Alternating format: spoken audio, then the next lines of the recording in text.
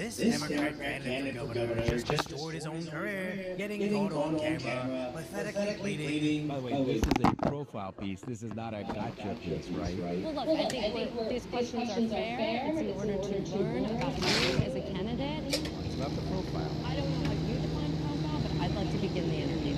The way I describe profile is you talk about all the things that I've done, things I want to do. This idiot really thinks he's running for dictator, already expecting propaganda pieces from his preferred media outlets. During your time as Assistant Secretary, the New York Times investigation found the health department could find some 85,000 children who had released. That's not accurate. What you just read is not accurate. First, that's what I'll say. Because it was never the case that we could not find kids.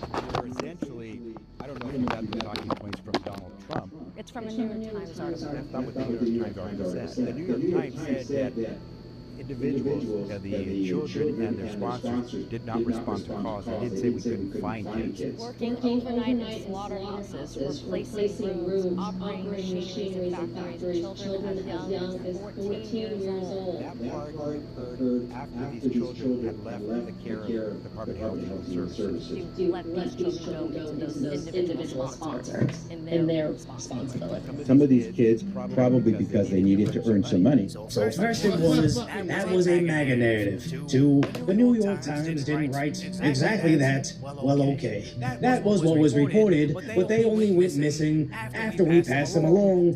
Finally, yeah, we let it happen, but they gotta work, right? It's almost as bad as when busloads of undocumented individuals arrived in NYC and Democrats tried to explain them being sold into slavery was just survival work. A big influx of human trafficking. Women on the street, children on the street. What's going on? What can you do about that? What we're seeing, especially along Roosevelt Avenue, is a lot of survival work, right? So we see street vending, we see people waiting to be picked up by construction contractors as day laborers, we see sex workers. Sex workers. That people have to do in order to survive. That's why we call it survival work. And while there is human trafficking, the law, unfortunately, does not help distinguish between those who are who are trafficked and who are not.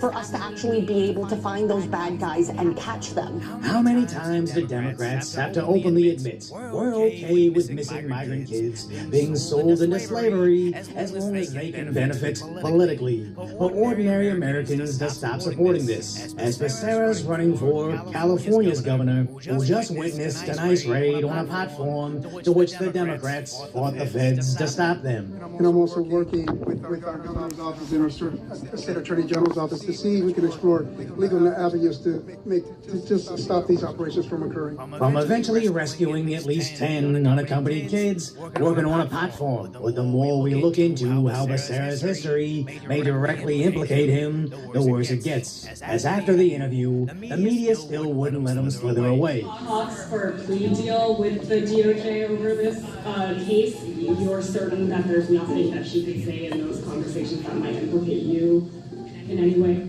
I'm moving forward. As I said, everyone will be accountable for their actions. We're moving forward. For the voters in California who might look at that situation and wonder if you have the chops to manage a crisis as governor, what do you say?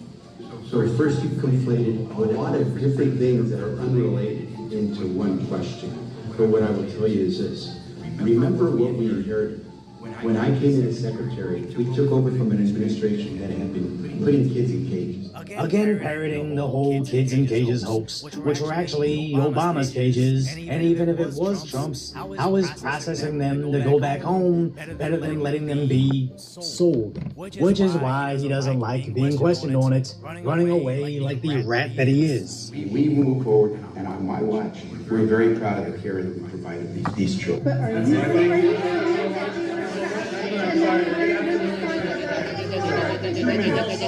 That's all you got is 2 minutes. This is a serious issue that some people want to see him get prosecuted for, as he's using the same tired excuse he had while serving under Biden, which provided nothing. So you'd think he'd come up with a better excuse, as he's constantly being accused of this. Mr. Becerra, are you proud that you pushed out 85,000 migrant children? They were, according to the New York Times, they were maimed, they were exploited, some were even killed. You said those are MAGA talking points. It's a MAGA hoax. Tell that to the children who died. So I'm not sure what that had to do with homelessness, but cálmate, Antonio, cálmate. I'll tell you what it has. It's about saying calm down in Spanish while the audience laughs is some genuinely sick shit. They're not debating fiscal policies or police budgets. We're talking about missing kids, some of which got sold under the administration he served as HHS secretary. As our own security committee knew about the risks of trafficking after they ended DNA testing at the border, where we used to DNA swab so-called families crossing the border just to verify that they were actually related. But Biden placed max immigration over safety, so it was discontinued under him. Look, under the Trump administration, we did DNA testing, and one pilot, I think it was El Paso, we found almost 1/3 of the families weren't even families. These children were victims of trafficking. And look, this administration lost over 340,000 children that were smuggled in this country, released unvetted sponsors, now they can't find. It became a huge issue in Texas. One of the biggest problems that we were facing in Texas was when we would come across these large groups of families and unaccompanied children, we never really knew 100% for certain that these are actually families that actually belong together. And then over in San Diego, California. And the cartels know that now. We're not going to be checking. We're not going to be testing to see if those children belong to the adult that's trying to bring them across. Where reportedly, at least 1 in 10, up to 30% of these kids were not related to the adults that brought them over the border. And horrifically, 60% of them being forced into trafficking drugs or being sold themselves. Cálmate, Antonio, cálmate. I'll tell you what it has. It's about Sarah would like you to just calm down about it. Or better yet, journalists shouldn't even be allowed to ask about it. As he does kind of have a point. Why would we worry about the kids he's already lost in the most horrifying forms of slavery imaginable, when we should be more worried about the future kids he's willing to lose? As everything is pointing to, kids went missing under his watch, and any response other than, this was a tragedy. Sleepy Biden was mainly to blame, and this is how we fix it. And anything other than that just means he got away with it the first time, why not do it again, as a standard for Democrats has never been lower. All he has to do is beat the disgraced congressman that did Fang Fang and an insane raging Karen that everybody hates. Even though this is California, I honestly believe the Republicans are the front runners for governor, with Riverside County Sheriff Chad Bianco and Steve Hilton being the only real option to save the state, and more importantly, save the kids. So if you appreciate my concise, light-hearted commentary on the tragic status that is today's reality, hopefully I've earned your subscription, and you'll subscribe to Decoy.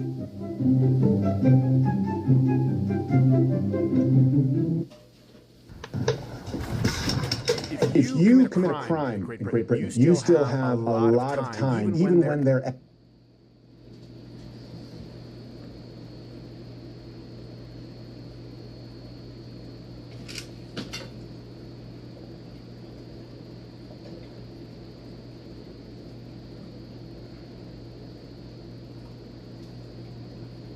Come on, fit, you fuck.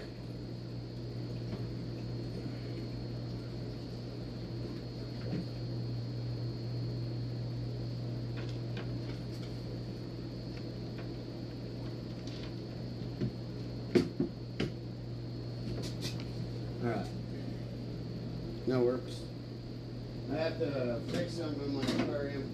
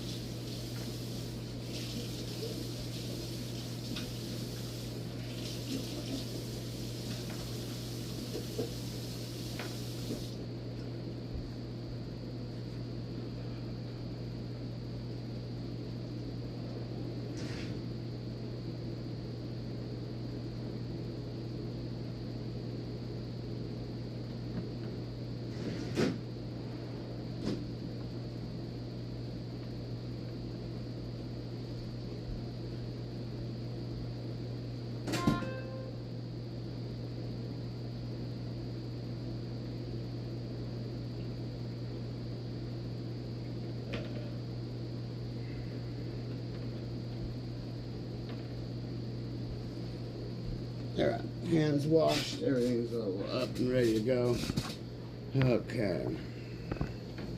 We started early, my little girl was here late, and yeah, it's all good. It's all good. Let's see what we got going on. This guy experience over here. Okay, all the years of suffering.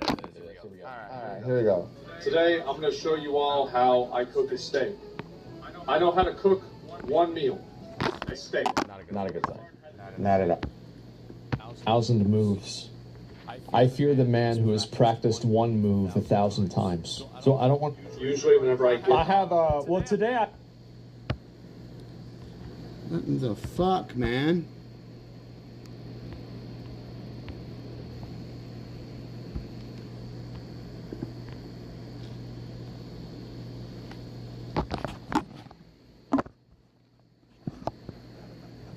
Fuck.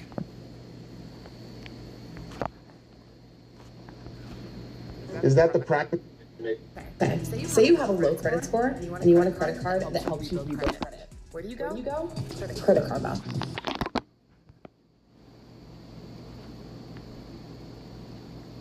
A proven technology that SpaceX.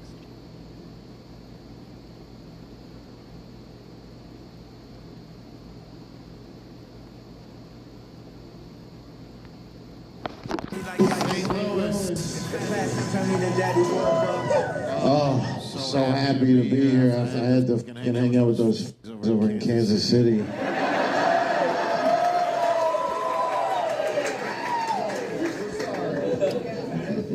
We love Travis. Oh, shut the fuck up. No, it's nice to be here on the outskirts. It's a good safe distance. When you found out I was, he's coming to St. Louis, he's not going downtown, is he?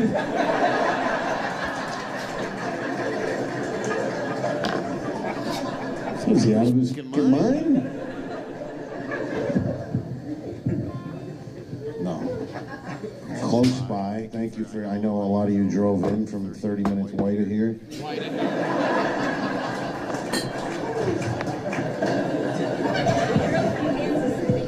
Y'all drove from Kansas City? Well, there you go.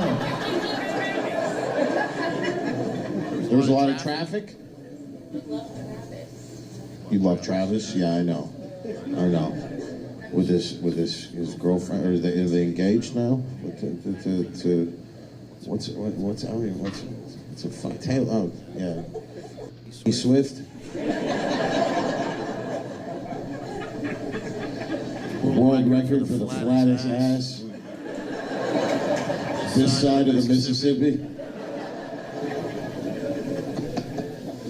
No, it's, obviously, I mean, Travis Kelce might be a homosexual. Not, like, obviously being attracted or whatever, but, like, having to be around that all the time, like, at a certain point, you're gay. Like, where's Taylor? Shut the fuck up, you know? What's he getting? One blowjob once every 2 months? On her private jet? That doesn't even feel cool.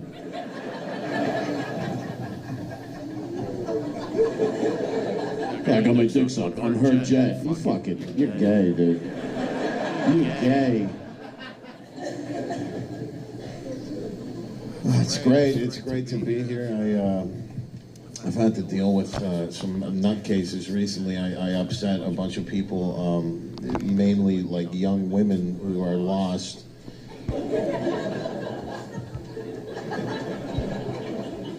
I've upset this like community of young women. They're like the post-abortion, right? They like had 3 abortions and now they're angry at me. I'm like, hey, I didn't kill those babies, bitch. That's the thing. Like, if you encounter a liberal and they go, well, I've had 3 abortions, you're like, well, that's, do you ever think that's what's making you fucking upset? I think you'd be a lot happier with 3 kids right now, to be honest. You'd be smiling, doing a picnic, instead you're at fucking, you got a sign, you're standing in front of an ice facility like an idiot.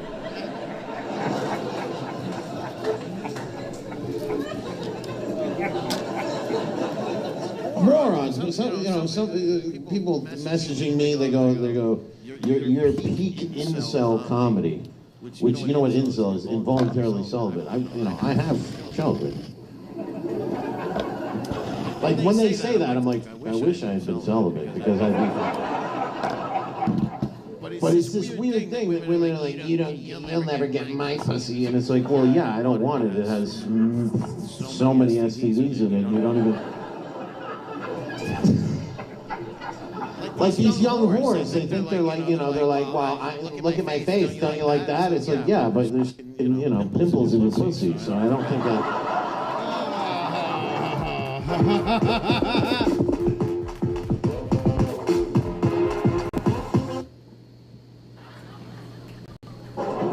We ran through since we were in high school. So they ruined their lives, and then they saw one of my stand-up clips, and they're like, "I'm upset, and it's my fault." So now I have to, now I have to parent them.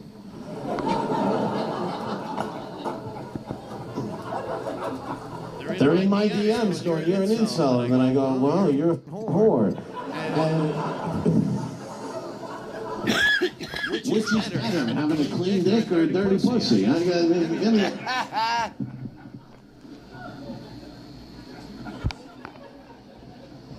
I like the comment when people go, "Don't quit your day job," because they never heard of it. They don't know who I am. They're just, they're like 22 years old on TikTok. They see me going, "Yeah, trannies, retards," and their brains explode, and they're like, "What the heck?"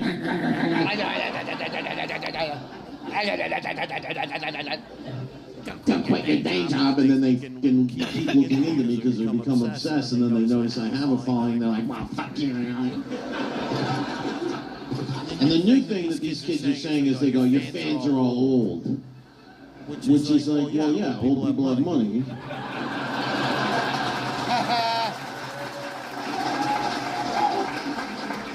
Who do you think's paying for your phone bill so you can send me that crazy shit? Mom and dad, probably just mom. Assuming no dad. If you have a proper dad, you're not, 14 on your cell phone watching my videos going, "You fat thing." Right? He's taking you to do something, golf, hockey, football, something interesting with your life. But if you got no dad, you end up, hating Ben Bankers. I can't stand, this idea that, this new generation, they're like the first generation of young people to think that their parents are like too offensive. You know what I'm saying? Like it never was like that. It was always the parent that thought the kid was, rap, started with Elvis. Elvis came out, parents were like, "Oh, that's horrible, and then it was rock music, and then it was, rap music, and all these kids are. But now the kids are, and they're looking at the parents like, "Why would you even go to that comedy show? Don't you know that he's problematic?" It's like, yeah, well, you're problematic too, but I don't kick you out of the house. Hey, Barbara, that's my new favorite term, problematic.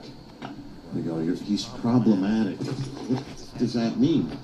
Like, what does it actually mean? What it means is basically if you're a loser and your whole life has sucked, then when you watch my thing, you think about killing yourself.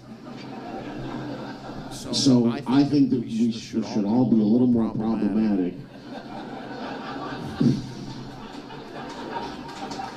That's a badge of honor.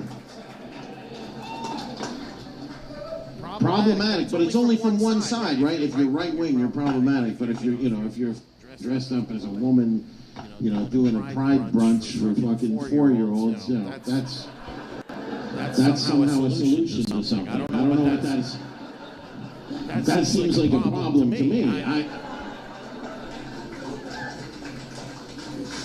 Weird. Mentally ill. Half the country's like legitimate mental patients. Like, all they do is call people on the right, they go, you're a fascist, you're a fascist. And, like, eventually it's like, okay, well, all right, get in the camp. Get in the camp, bitch. We're fascists, fine, you're right. You're not allowed to be gay anymore. Get in the fucking van. You like that? Yeah, you taunted us for too long. Now we're actually doing it. We're going to tell everybody we're fascists. Except this time we're working with you Jews. It's going to be a lot worse.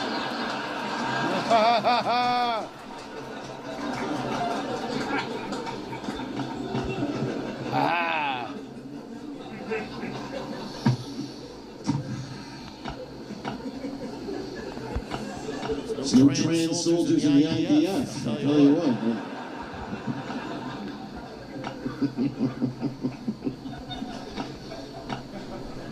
I can't stand these people. I don't know what you know, all these videos of people, you know, people make these videos where they go, I couldn't afford, you know, groceries today and shit, and you're like, yeah, fuck you.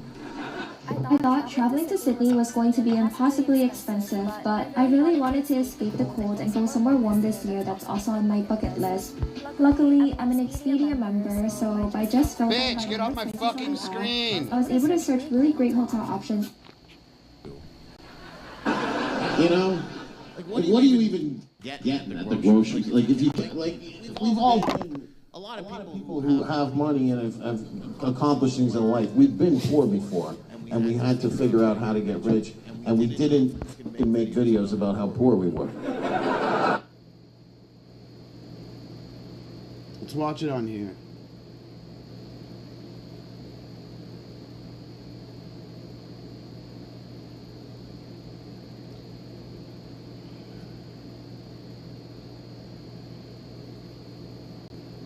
The stream is fucking blocked.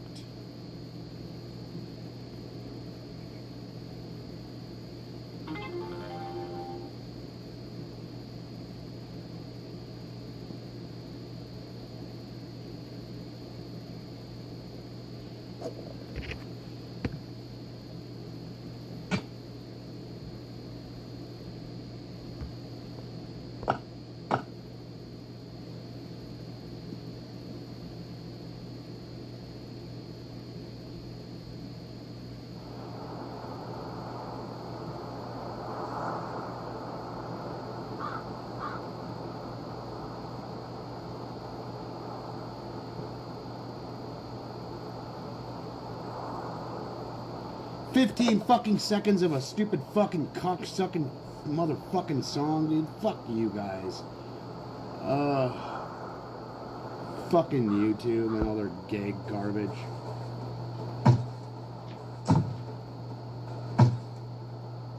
Girlfriend of 4 years has recently become obsessed with a male streamer, and I feel really uncomfortable about it. This was a great, nothing bad is going to happen. Post made on the subreddit r/relationship advice around the end of 2020. What was particularly shocking here is that barely just a few days after making that initial post, he'd end up breaking up with his girlfriend. Her obsession with that streamer was that irrational. And during that time, she wasn't the only one who might have felt this way.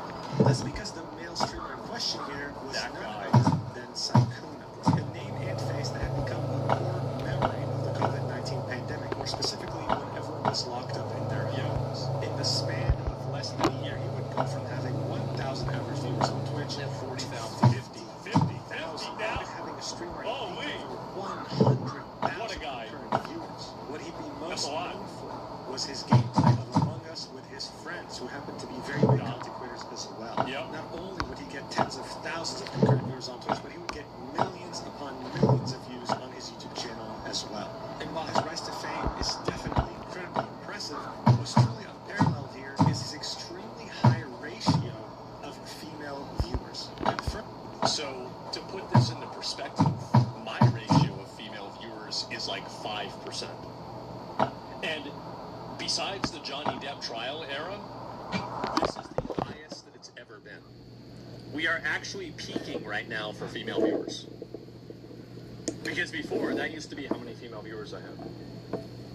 confirmed to having been higher than any of his other content creator friends. His handsome look, his anime-sounding voice, and his witty jokes made women go rabid. In fact, it was also a joke that he would turn male fans gay.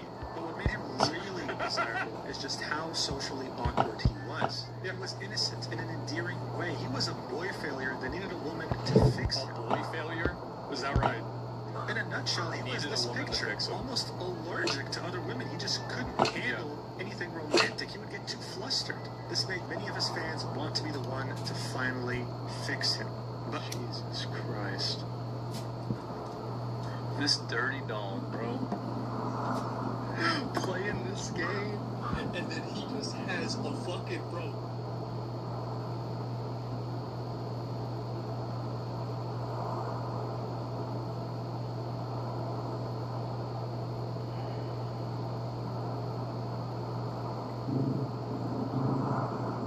If you're a gun owner, I guarantee you're going to want this. This is like Duck Hunt for adults. This...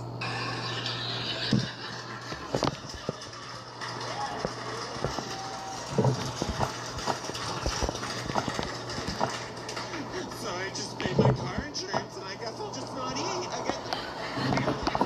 And it's some, you know, it's some TikTok whore. You're like, oh, you can probably suck a dick for something. You know you're gonna do that later. Remember when Trump got elected? All the woke women, they made those videos going, we're not gonna have sex for 4 years because Trump's in. Yeah, how long that lasts? Like 30 seconds? Sluts.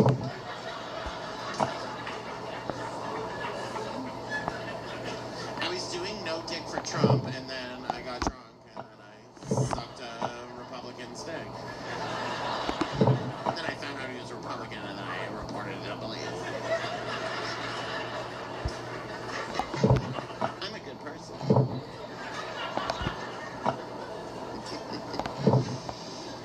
So gross.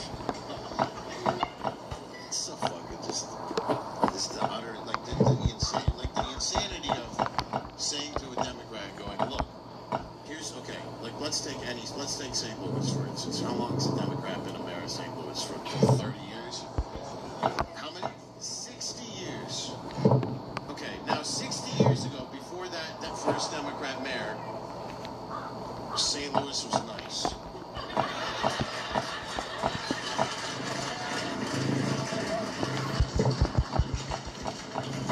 So if you were to use logic and reason, and you go, well, why do I not feel safe to walk on the street in this city? Does it have anything to do with the leadership? And if you ask a Democrat, they go, no, it's Republican.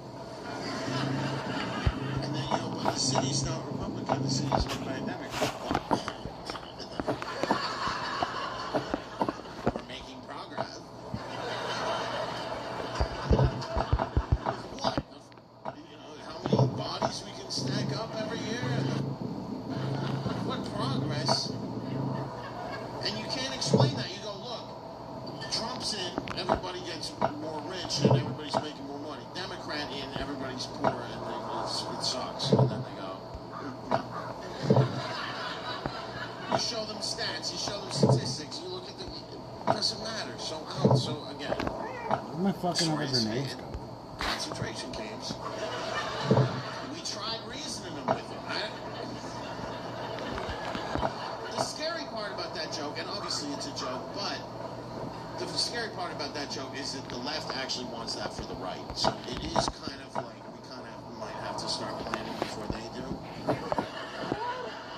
Hell yeah. Because they keep making videos, they go, so when Trump finally does get out of office, because eventually it will happen. They all say, eventually it will happen. They're so excited, you know, and then they can finally, you know, whatever, do their third coming out of the closet.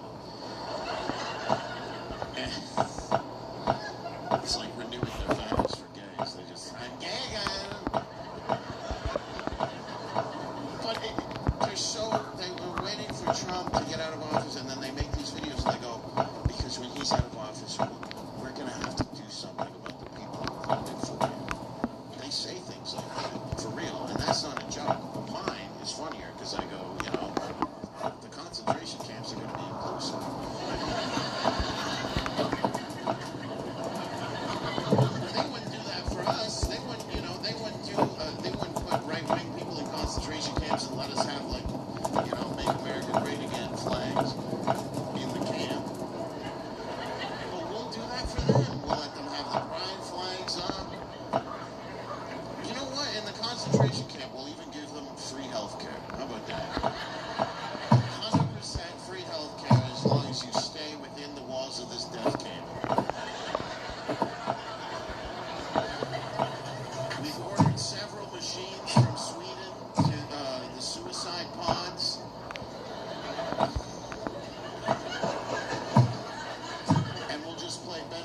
stand-up clips on loop. And you can decide.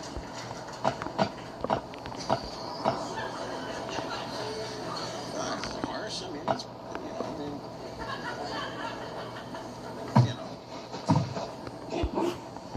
this is the thing, is that freedom of speech is, it's only good if you use it properly.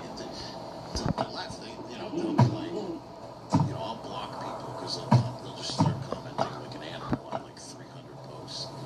They must block that person, right?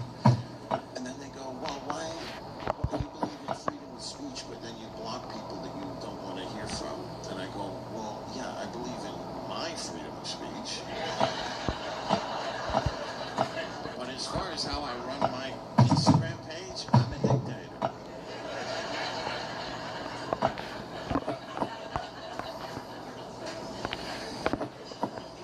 I thought about it, seems like I got a little message about, you should kill yourself, and then you click the woman's profile and it's a pediatrician. So obviously, I called the clinic. No, I didn't. But I looked up the number. I did. I was gonna do it. But it's like, you know what? The way I thought about it, I'm like, I don't want her out of work because all the kids that she probably, sees are all fucking kids of loser liberal parents. And I want her to trans all those kids so that we don't have any more of those people.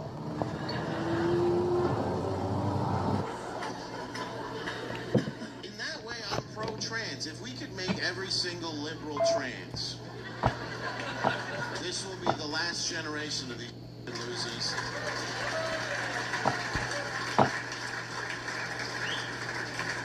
We can do all these kind of experiments in these camps, is what I'm saying. Free trans therapy. Camp. No, look. I make a lot of jokes. I like things, I'm not hateful. I like white people. The debit card that plays by your rules. Earn up to 5% cash back with unlimited cashback offers. No monthly fee, no minimum balance. And access to 40,000 fee-free Money Pass ATMs. Add to your mobile wallet to use your balance instantly in-store and online. Go ahead, pick your card. They're rocking out now.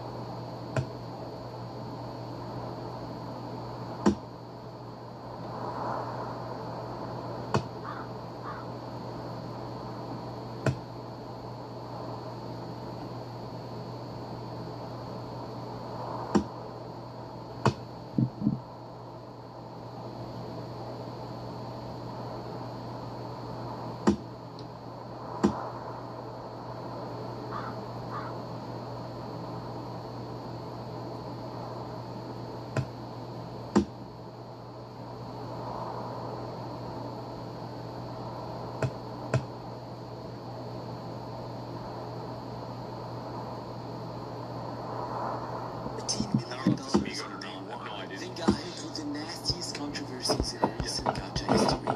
Streamers quit, voice actors quit, sponsors pulled out, and players kept playing. I want to talk about what that actually means, because I don't think most people are asking the right question about this whole situation.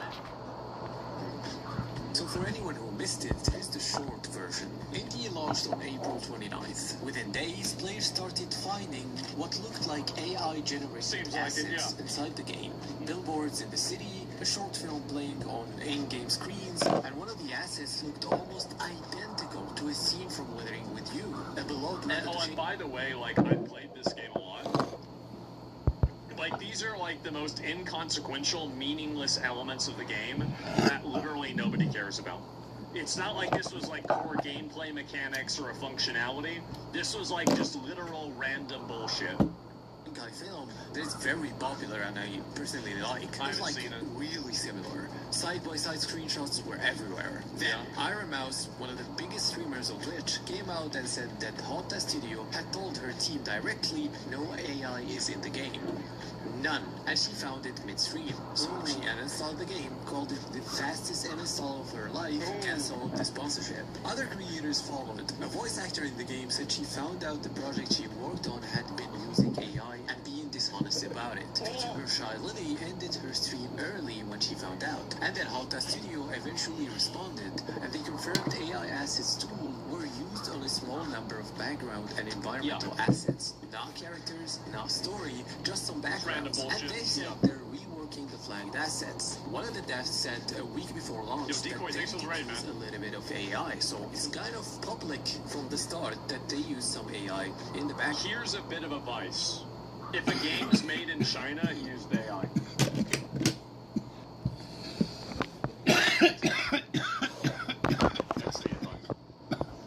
Here's even better advice.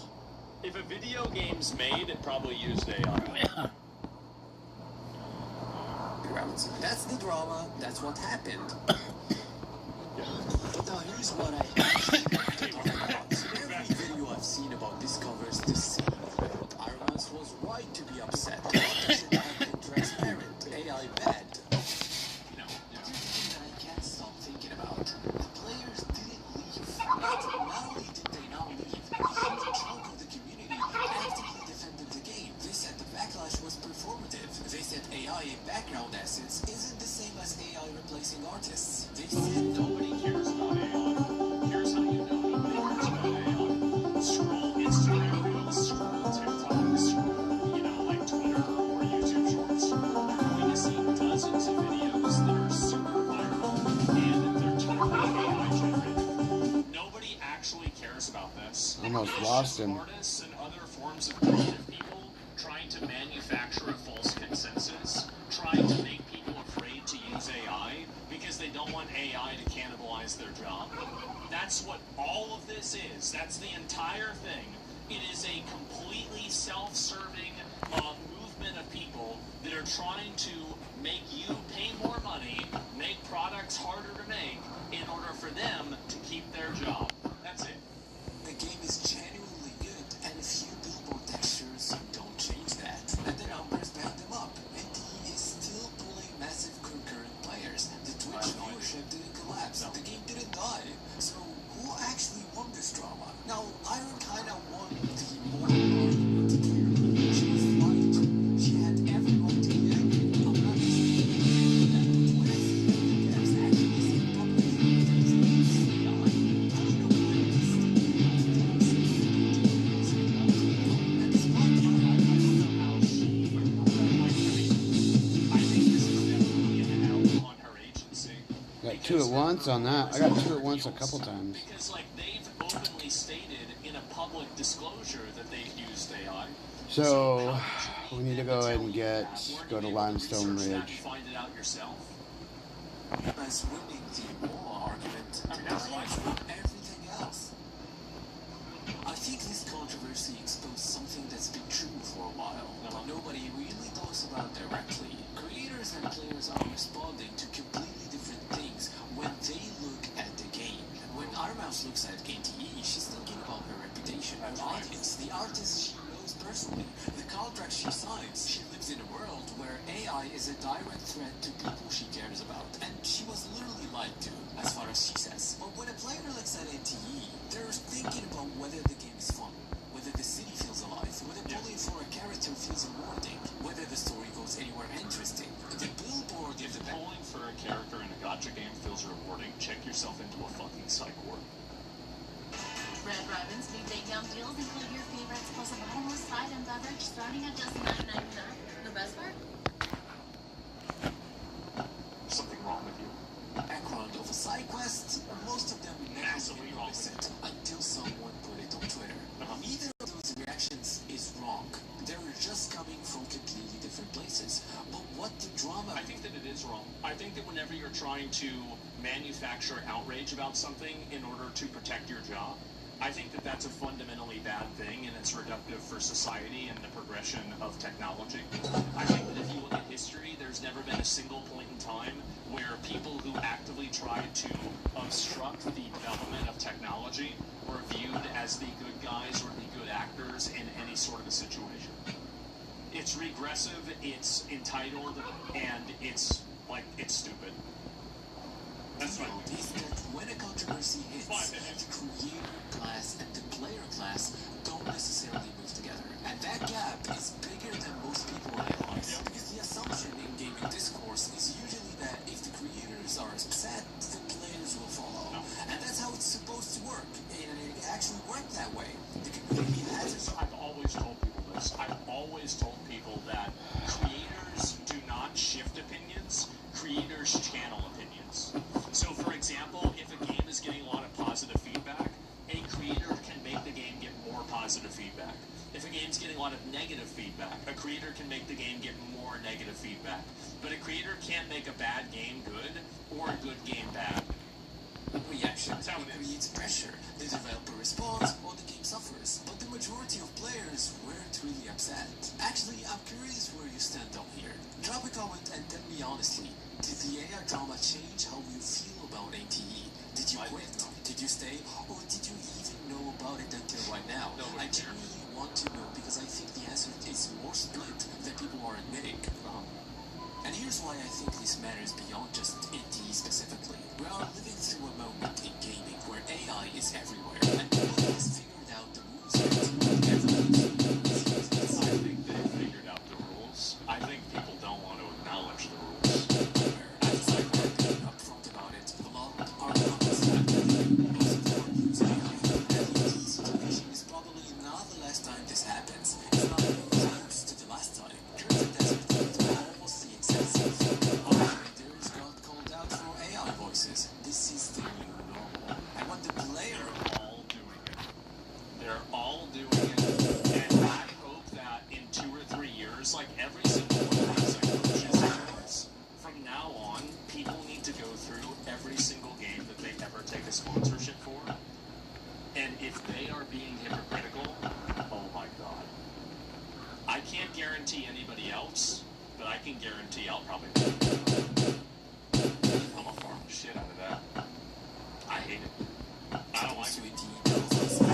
Audience's tolerance for this is higher than the creator community's tolerance. Not because players don't care about artists, I think most of them do, but because for a player, it's because the artists don't care about the players.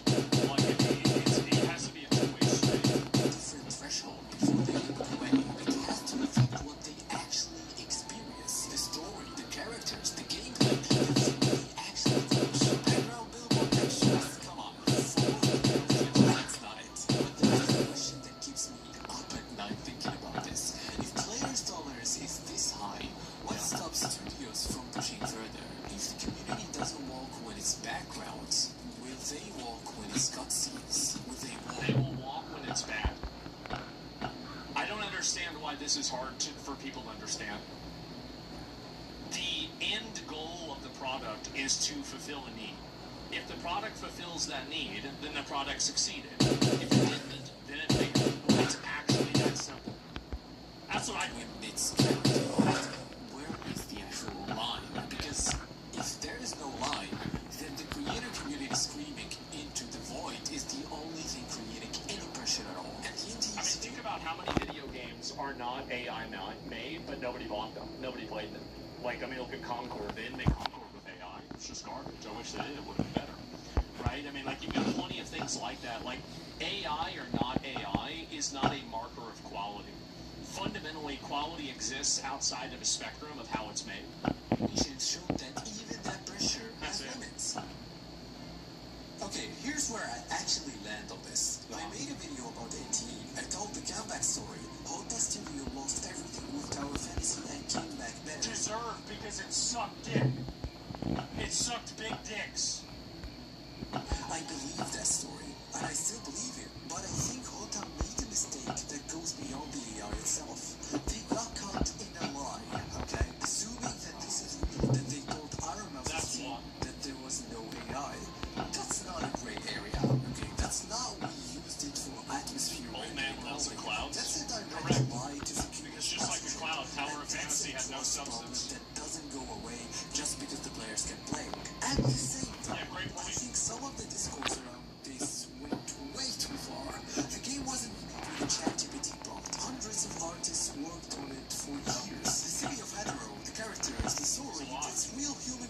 Throwing all of that out because of background textures in side quests feels like it misses something important. The truth is somewhere in the middle, and nobody wants to be in the middle right now, because the middle isn't very loud. Other studios should have been honest from the start, full stop, and the player community is allowed to decide the game is still worth their time or not. Also full stop, both these things are true, but I really think that the assets that already existed in the game that they already removed now weren't that much of a problem. It wasn't a big deal. Obviously not. The game.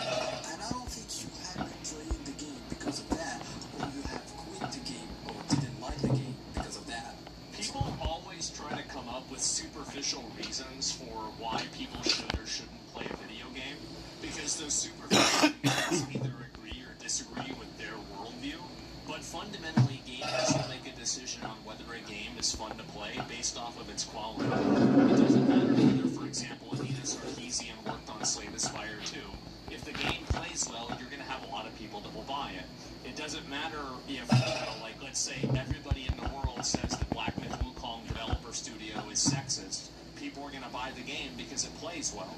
It doesn't matter whether Ghost of Yotai was like a female protagonist and like the voice actress was a moron. People are still going to buy the game if it plays well.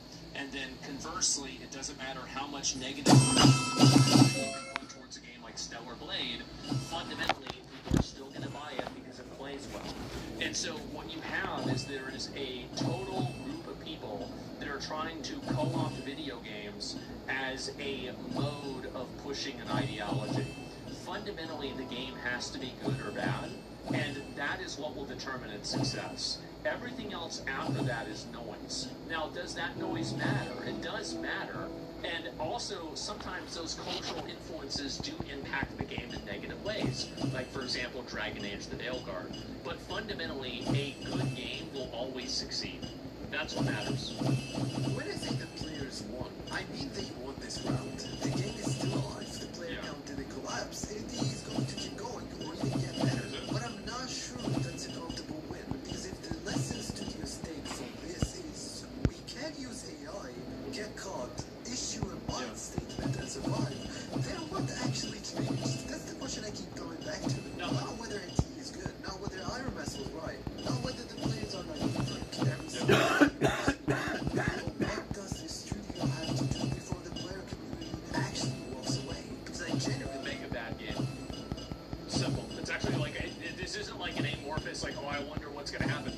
If the game's bad, people are going to quit playing it. It's that simple. Duh. Of course.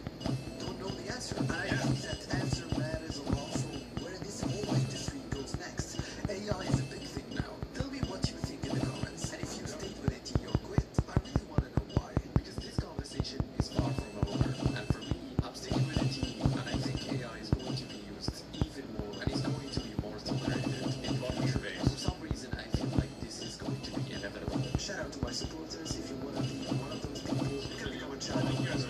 Join under the video. Thank you so much, guys. See you next one. Bye-bye. The game isn't on Steam.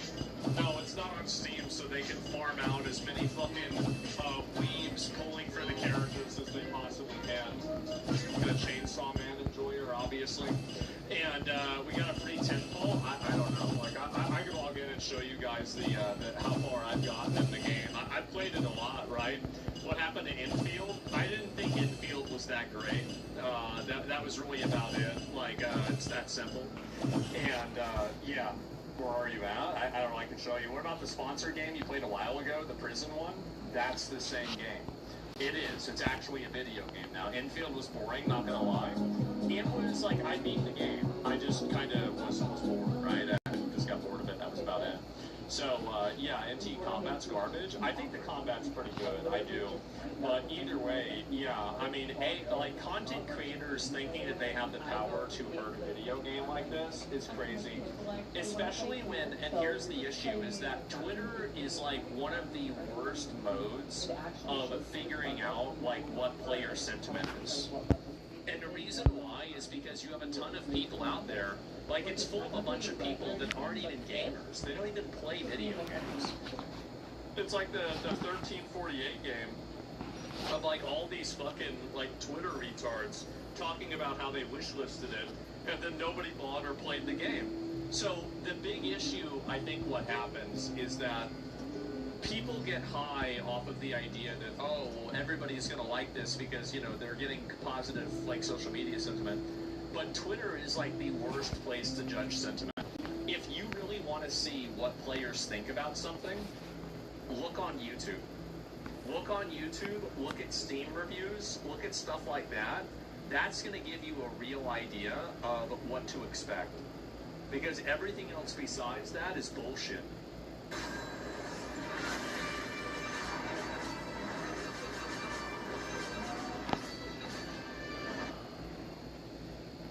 I feel like fat influencers die more often than emo influencers, and that's really saying a lot. Fat acceptance is a cult. Just a reminder that I am very fat and very sexy. And I am 100% glorifying obesity. I want to inspire big girls all over the world. This is what I manifest. This is what I manifest? These are the people, by the way, that are talking about how Stellar Blade has unrealistic proportions. These...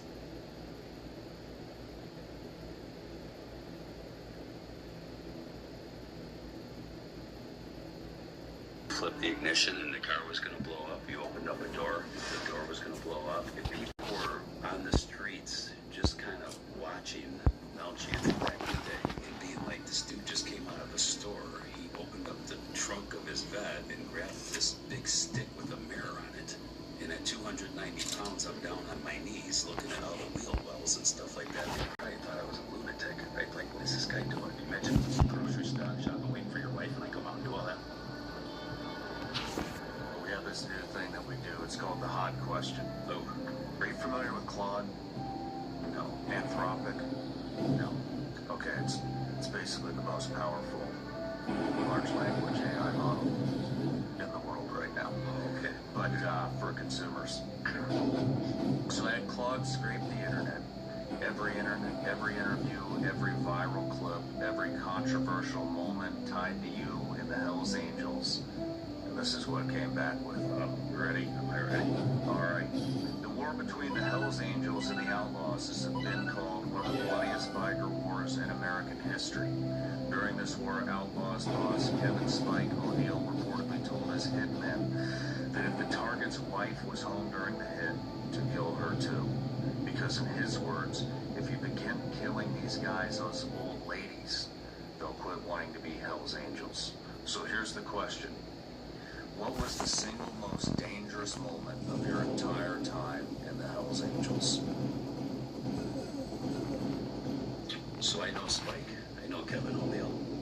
You know, he's currently, you know, he got a life sentence. I think the most dangerous times I would have to say was, you know, with all the bombings that were going on. You know, now it wasn't face to face. You know, we never know. You just flipped the ignition and the car was going to blow up. You opened up a door. The door was going to blow up, you know. I mean, if people were on the streets just kind of watching Mel Chancey back in the day and being like, this dude just came out of a store. He opened up the trunk of his vet and grabbed this big stick with a mirror on it.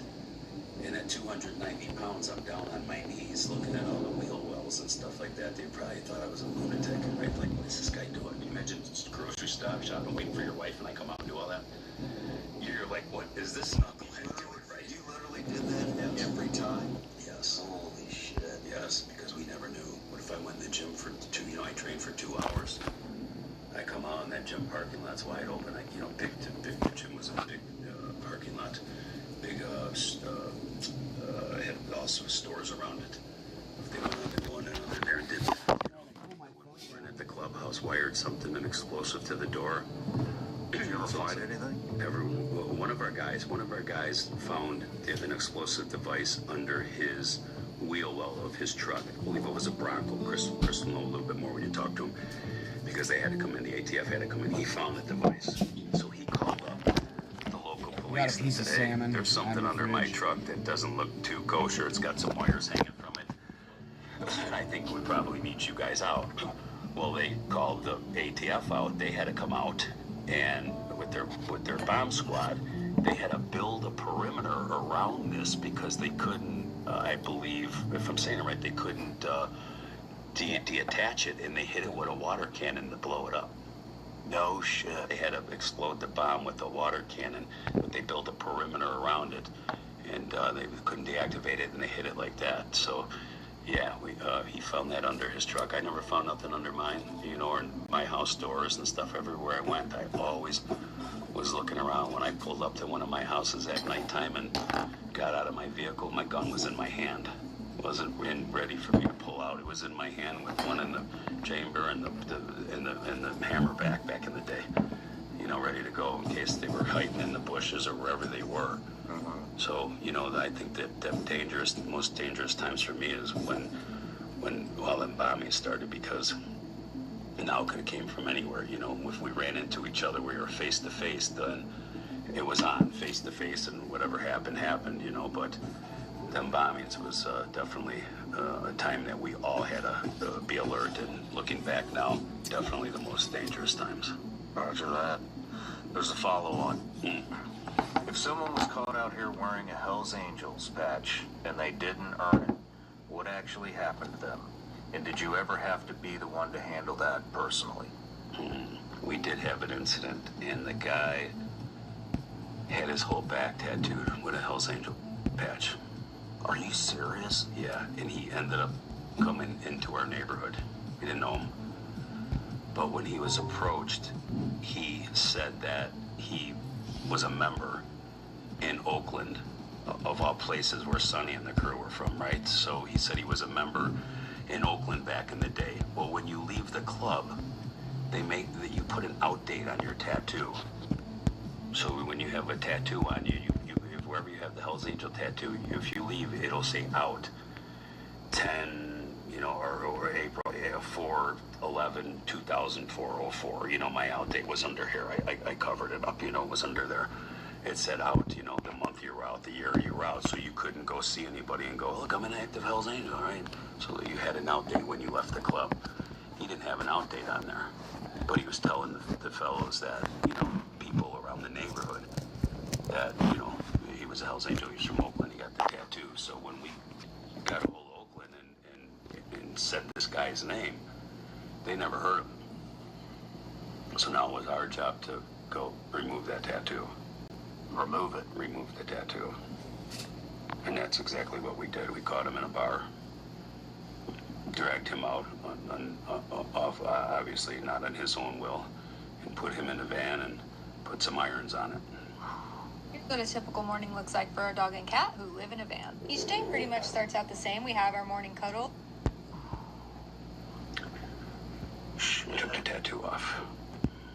But, you know, I didn't know the guy. I'd never seen him before. He ended up in our neighborhood, and we kept hearing about him. He was telling people about it. He had tank tops on, and I don't know what he was thinking. But, I mean, that happens. It's crazy that happens. Nowadays, you know, you can go get the replica, the patches from China. You can go get any club and get their whole entire stuff. The president tags, the back, the fronts. See the fake stuff going on. You know, where I responded earlier, there was a fake, where there was a Mongol taking a Hell's Angel patch off of a guy on a motorcycle. And he took the patch off him, the supposed Hell's Angel, and the guy didn't even get off his bike to do anything. The Mongol grabbed it, and your team was showing me a video earlier, and I had to respond on it. And I go, yeah, as soon as I seen that, I knew that was fake. There was no altercation. The Mongol pulled up, and, you know, stage. They both were fake, right? So, but as crazy as that sounds, I mean, there was people going and doing that, you know. I mean, no tattoo artist that was in our neighborhoods would go put the Hell's Angel tattoo at death head on somebody unless they heard it from us. We worked with a few tattoo guys, so when a member got in the club, you know, you went to our tattoo artist and you got the tattoo on you right away, right? It was the first thing you were doing after you got your patch. Going to, you know, after you're partying for a day, the next day you're going to the tattoo shop and you're putting your you know, my first Hell's Angel tattoo was right under here. You know, but there was tattoo artists that were, you know, these guys were coming in with the stencil and saying, hey, I'm a member here when you put this on me. Damn. And they weren't, you know, using their head and weren't thinking. And we've had that incident too, where we had a school, a couple tattoo artists, you know, put that on nobody unless it's coming from us. We don't even know you. Why would you do that? So, you know, it's as crazy as it sounds, Sean. People are, doesn't surprise me. Yeah, it's as weird as could be, right? That's the last thing I'd want to do is if I was just a normal person. I mean, even if I thought it was cool and I looked up to these clubs, I wouldn't want to go put their insignia on me. You know, members have gave their life for that club. Obviously, look what we all went through, right? The people we lost gave up their lives to be a part of what we felt was, you know, what we believed in, the ultimate sacrifice. No matter where you're watching the Sean Ryan Show from, if you get anything out of this at all, anything, please like, comment, and subscribe. And most importantly, share this everywhere you possibly can. And if you're feeling extra generous, head to Apple Podcasts and Spotify and leave us a review.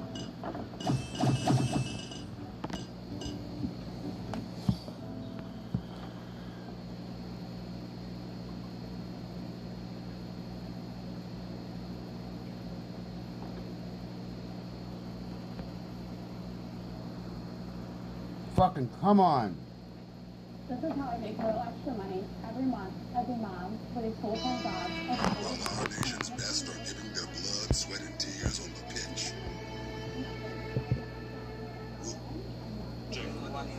What do you do for work? Everybody but not you. How long do you see yourself staying in Portugal? As long as you can? Yeah. The owner is Portuguese, and this house was expropriated by the government to build a mosque against, of course, the will of the owner. And that's what it says in this sign. What? Wait. The owner is Portuguese, and this house was expropriated by the government to build a mosque against, of course, the will of the owner. And that's what it says in these signs. And this man was displaced of everything he owned, all to make place for immigrants. For this house right now is a mosque. Not yet, but it was expropriated by the government with that purpose. And of course he's in court against the government. But this just goes to show the nature of immigration and the nature of state-enforced mass immigration. What the fuck? Ridiculous. And that's legal. They can just take your house? Yes. No, that's convenient for them. For the common good. There's going to be a mosque right there? I am new here. You're new here? How long have you been here? I came yesterday. You arrived in Portugal yesterday? Yes. Okay. And why did you come here? For a better work? For a better life? Better work, better life. Now, do you have job or no job? Job. Tourist visa? Yes, yes. Wow. Okay, so we're witnessing the hack. Coming on a tourist visa, never leave. And you might be wondering, how do all of these... Seems pretty simple. People send the money they make here in Portugal back home to support their families that I bet that's how. Is this money transfer? Yeah. Where do people send money back to? Is it Bangladesh? Well, yeah, obviously. What is this business about? Money transfer and also selling clothes? Everything? And is this mostly people sending money back home to support their family? Yeah. Support their family. Okay. For them to actually go there. He hates Portugal, he hates the Portuguese people, even though he's Portuguese. He's saying I'm a racist and I should go away.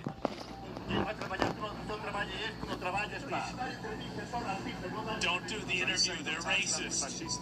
They don't do this, Right? He's got a lot of saliva. He might be on some drugs there.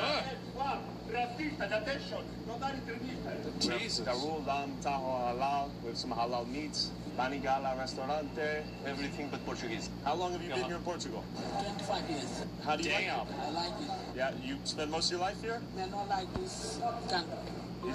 They don't like this country? No? Why? This is shit. Porque é assim. There are levels to this. You know, he hates the immigrants, bro. He hates them. Porque There's levels to this. há muitos anos que Portugal já mudou. Oh my God. Before it used to be very different, but now because of so many Indians it changed. Even an immigrant agrees that now the country is shit because of so many immigrants. Okay, wow. You support me? Yes, I come from Thank you for the support. Hey, man. Portugal or Bangladesh? For me, both are equal. Why is he racist? This guy is always against of the immigrants and everyone. Yeah. Bro, you are the racist in Portugal. I am the racist. I am the racist. You don't speak to the people who don't speak. I don't care that you pay taxes. Okay. Thank you for the praise. I appreciate the praise. I appreciate the nice words. No, you go away. This is my country. This is my city. You go away, country. This is not your country. This is your country. You go away. I'm so glad that they're past the point of just like trying to be like, no, we're not racist. No, we're gonna try to prove it to you. Just say, shut the fuck up. Thank God. And says my country. He's paying taxes. He's legal. Who gave you the right? Oh, they are legal. They should tell be. me I'm racist. I have the right to Who gave you the right to go to my country and tell you I'm racist? If you say I'm racist, because this is my country, I go wherever I want. This is not your country. This is my country. It's not your country. You are not Portuguese. This is not your country. Don't speak racist. Listen. Be human. I am a human. I am not human. So I don't want my people to be a minority in their cities. And also, like, here's another component, is that a lot of these people try to preach the idea of equality, everybody's the same, except other people. But the problem is that this is what they say whenever they are a minority, and whenever they achieve majority status in areas, or even in small enclaves, they exercise complete and absolute racial hegemony.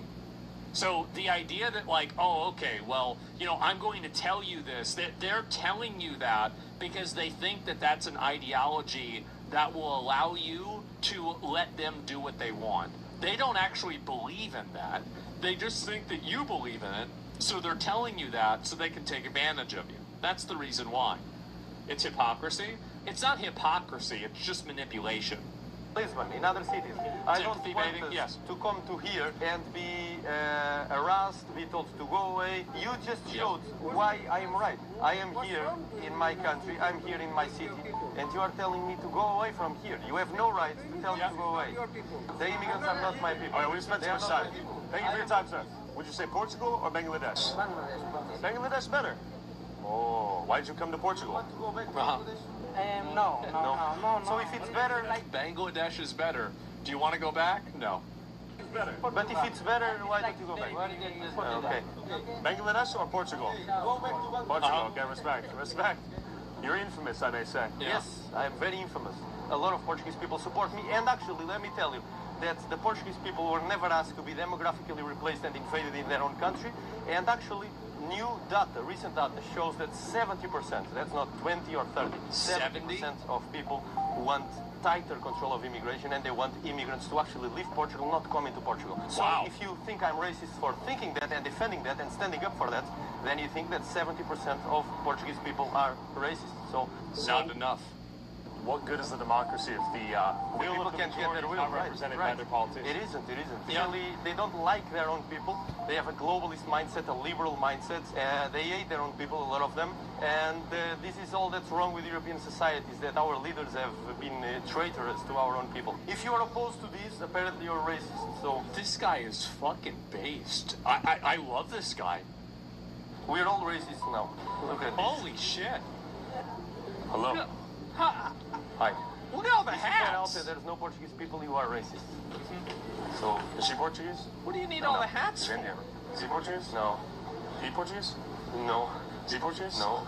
At this trajectory, could the rest of Portugal look similar to this? 5 years ago, it used to be only Martim Muniz, but now it's in the Algarve, it's in Lolé, it's in Albufeira, it's in Braga, it's in certain areas of Porto, it's to the north of Lisbon, it's in the center, it's everywhere. Many such cases all over Europe, a minority, not just in Lisbon, no, in the smaller cities, in the villages, everywhere, under their own noses, and they're paying the highest amount of taxes to be demographically replaced in their own countries. Then Alfonso took me to Samora, Korea.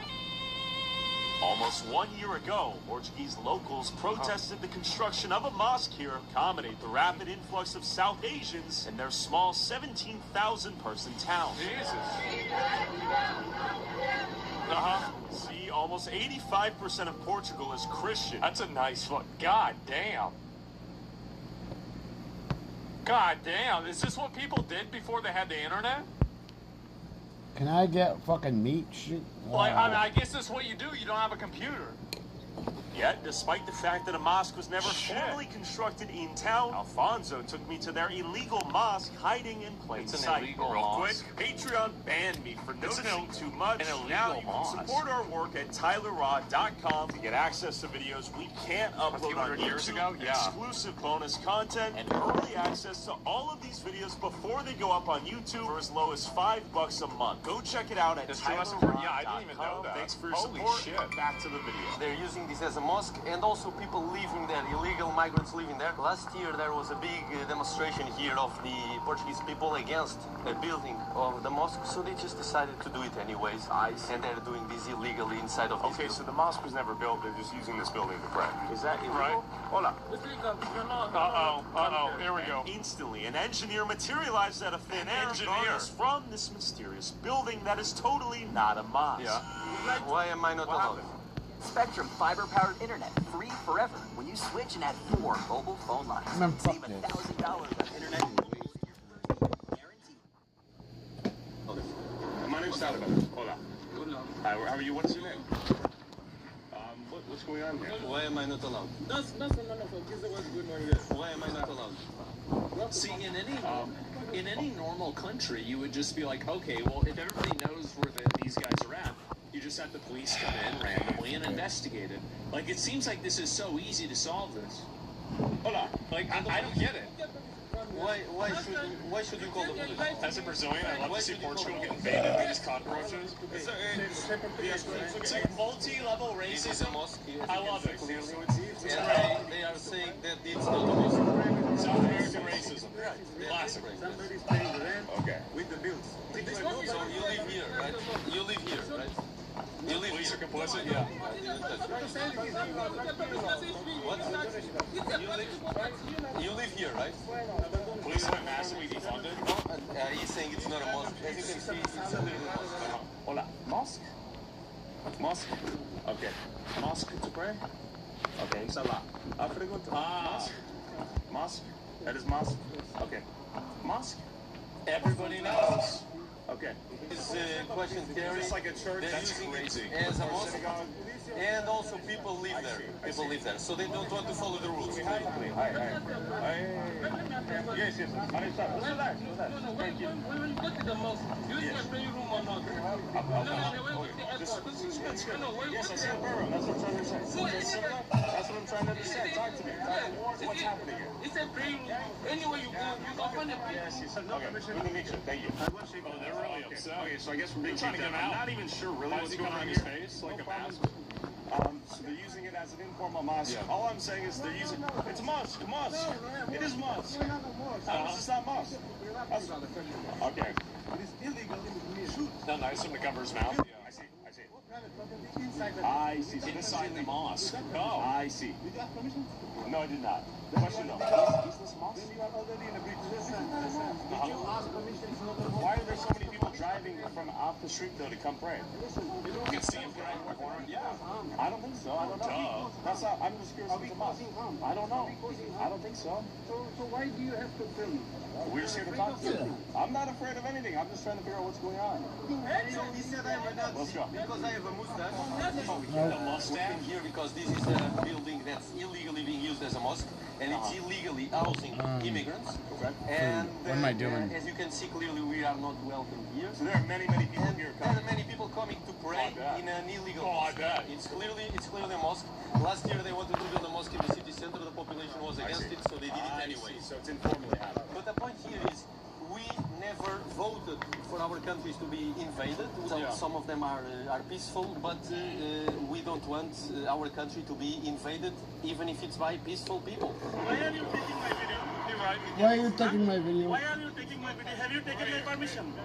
Have you taken my permission? You are capturing me? It's very weird to see these like crash outs from people that are like, I guess maybe not from Western countries, that like they act like taking a video of them is like stealing their soul.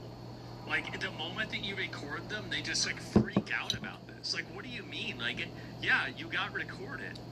Like, oh my God. Taking my video.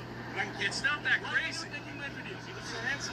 After checking out the cash and carry, that was totally not a mosque full of non-Muslims that were definitely not driving there specifically to pray. Hairmaker is on the move. He cuts inside. He's heading towards the box.